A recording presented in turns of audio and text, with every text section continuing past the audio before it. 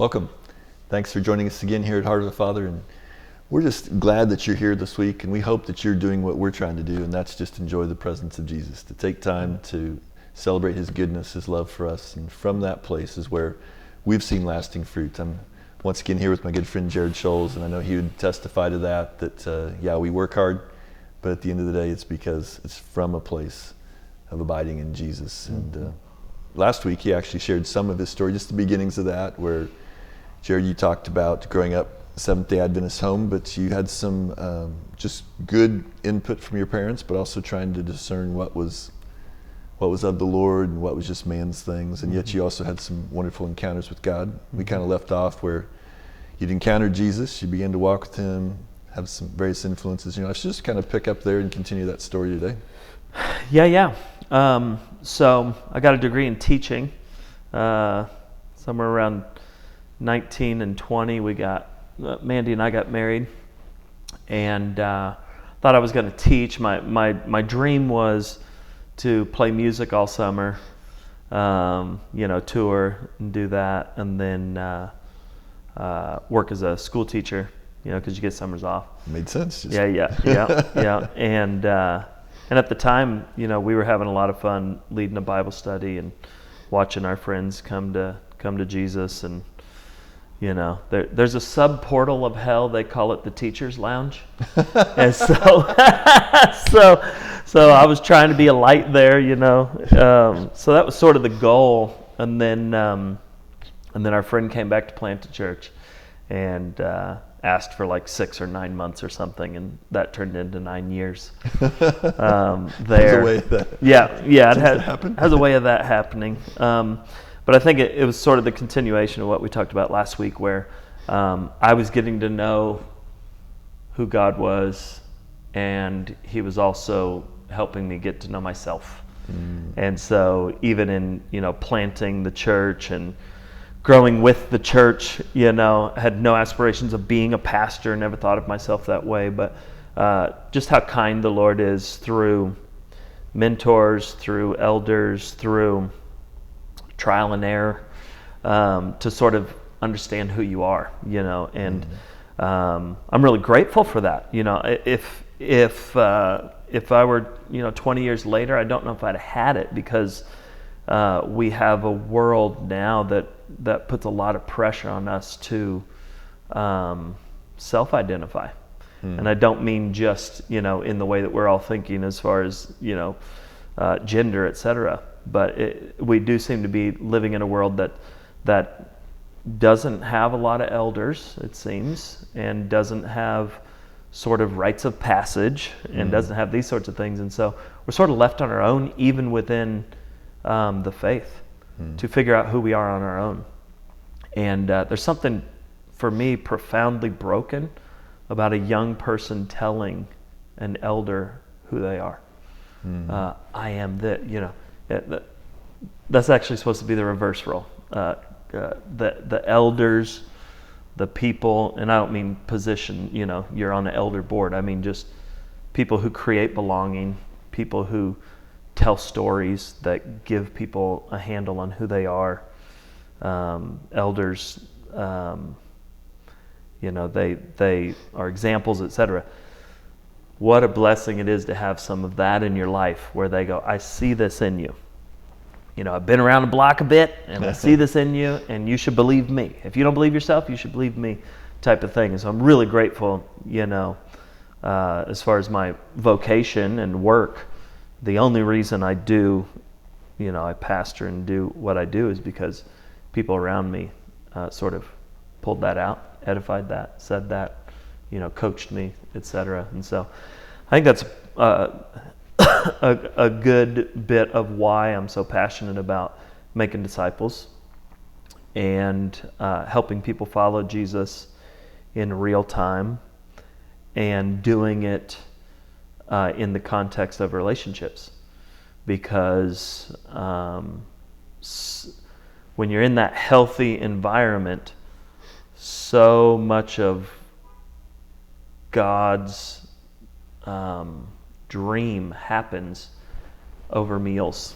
So much of God's dream happens as a father talks to his son, or a mother, or those sorts of things. And so I'm just really grateful that was my story, and I'm grateful now that we've had the last 12 years here in Lawrence specifically to focus on that. And I think before planting this church, I had moments of that, but I wouldn't say that it was the obsession that I had. I wasn't obsessed with sort of disciple making cultures. When they happened, it was great, and it was sort of surprising to me as well.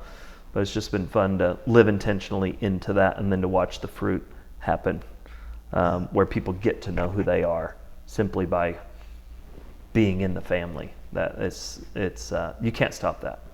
Yeah. So is there something during that season? I've had the privilege of working alongside Clint and Steve and some others that have spoken into my life. And I think that I had to come to a point in my life where I realized that I was, even with my own boys, thinking, well, I was kind of left to figure it out. And unfortunately, I took an approach, well, I'll figure it out. And one day the Lord, I even said that in a conversation to somebody, we'll figure this out. And the Holy Spirit literally stopped me quick and was like, oh, you will, huh?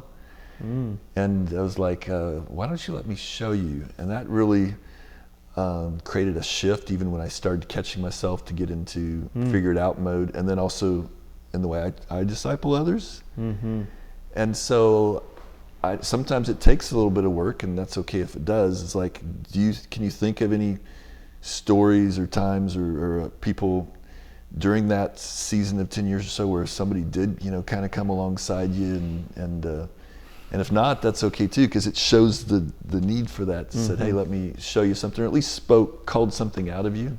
Yeah, that's great. I mean, anytime you get in front of a crowd who's not afraid to speak, you learn either who you are or who they think you are. So I've got just as many sort of tough moments as I have good moments, but I think over the years, hearing people say things like, hey, I enjoy God more because of your influence in my life. Or hey, I think what I've heard oftentimes, especially in those early years, was there's an ease about your spiritual journey that I want. Sort of a sense that people go, have I been overthinking this? Is God a code to be cracked, or is God my friend and walking with me? Whether it's Father or whatever. And so, I think I like to please people. And oftentimes that's seen as a negative thing. You're a people pleaser. But in the kingdom, when someone tells you, hey, God's using you in this way, then it seems to encourage you to lean into that. And so I think over the years I probably leaned into, oh, I'm really sensing a joy from the Lord. I think this is my role in this group, is to be that guy. So I think there's a healthy version of people pleasing. There's a healthy version of, well, this is working and this is how God's using me. I want to focus on my strengths and do that. And so I think that story, probably hundreds of times over in different groups, has helped me sort of learn what my gifts are. Yeah, I know when I first met you in 2006, I think one of the things for me that I was, even as I think about it, is the word delight.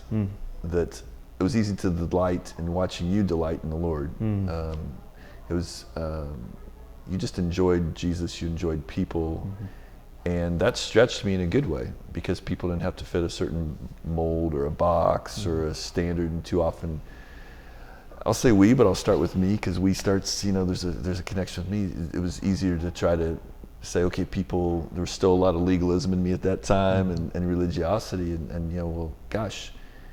And you just loved people where they're at, which is I see in Jesus. And whether it's through your expressions of worship, I mean, at that time, in a lot of church situations and cultures, whether it's healthy or not, we end up, you were working with youth, you were doing worship, you were right. doing young adults, all the above, but there was just I felt at that season you were more relaxed in your relationship with Jesus than I was, and I know that you've grown a lot even since then. So that to me was a gift. So how much of that, I know we have our strengths, but we also have to lean into that. I mean, part of that you talk about your tenderness before the Lord. How much of that in your own journey you feel like was part of what just your DNA, because we're all unique in how God created us, and how much is that something that you feel like you've developed over the years? Yeah, that's a great question.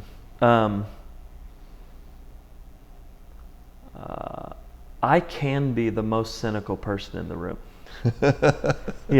I can be. So that is in me. Cup half full is a choice and is a habit for me. And so I can see those other things, and it's kind of surprising to some to realize, when I say this, they're like, oh, I would have never guessed that. But my teenage years, I battled depression. And even in walking with the Lord, what comes to mind is sort of like overthinking would be something I would think about, or just a real pressure to secure my future by good behavior and hard work, and so I think knowing that sort of early on, that those were my tendencies. I talk in the book about some lessons I learned about perfectionism that were sort of deep in me, and I think because I knew that early on, I got really intentional about fighting cynicism. I got intentional about fighting, a depressive thought or a negative thought or a faithless, really is what it was, faithless thought. And so I probably just got good over the years of realizing I can go there real quick, and I don't want to go there. So I think, for every moment where I've enjoyed the Lord, it's come at a cost of choosing to enjoy the Lord. And I think I've had some momentum. You get a little momentum, whatever way you're habiting yourself. So I've had definitely days, weeks, months, years, probably of momentum of just like, I don't know, it's not hard to enjoy the Lord right now. but I will say, I can't blame that on my DNA, because I can be the most critical person. And I owe so much of my spiritual